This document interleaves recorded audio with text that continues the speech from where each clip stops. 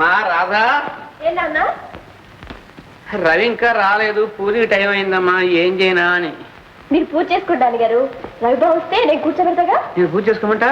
మా అమ్మాయి, మా బంగారు తల్లి. గారు రవి గారు అంటే మీరేనండి? అవును. రండి బాబు రండి. అమ్మాయి గారు, అమ్మాయి గారు, రవి గారు ఇచ్చారండి. నాన్నగారు పూజలో ఉన్నారు. అదిగో గంట వినపడుతుంది. నాన్నగారి పూజ అయిపోయింది. శ్రీమద్ రమాయణతో హరే రామ. రవి చాలాసేపు అయిందా వచ్చి? లేదు బాబా, ఇప్పుడే తీరిగ్గా ఉన్నాను కదా అని సహస్రనామం చేశాను. 6 గంటలకే వస్తాం అనుకున్నాను. 6 గంటలకే బయలుదేరాను మావయ్య.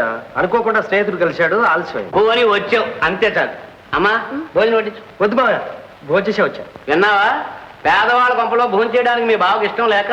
అదేం కాదు మావయ్య, స్నేహితుడు బలవంతం చేస్తే అక్కడే భోంచేసి వచ్చా. అది కదయ్యా, రాక రాక బాగా వస్తున్నాడు కదా అని 3 కూరలు, 2 పచ్చళ్ళు, గారెలు, బూరెలు, పాయసం. మరి ఇన్ని చేసింది.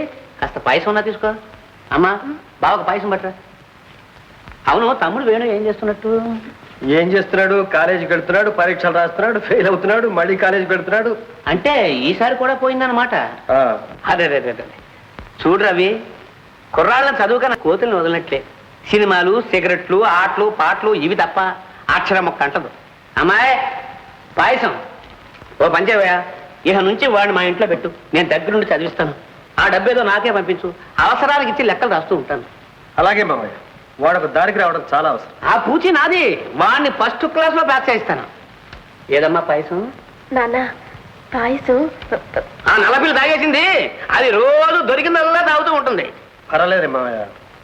దానికి కదయ్యా. ఈ ఆఫీసులు ఏమన్నట్టు? రేపు వచ్చి ఒకసారి కలుసుకోమన్నాడు. అయితే ఏ లంచమో కంచమో అడుగుతాడు. అలాగనే మావయ్య, ఏం చేస్తాం. నేను వస్తాను. సరే, ఇంట్లో అందరినీ అడిగినట్టు చెప్పు. వేణు సంగతి మర్చిపోక. అలాగే మావయ్య. నాన్న కబుక్కుని పాయసం తీసుకురమ్మంటే నేను ఎక్కడి నుంచి తీసుకురాను? ఏదో అన్నాను, సర్దుకున్నావా లేదా? పైగా అతను భోంచేసి వచ్చాడు. పిచ్చి మొహం.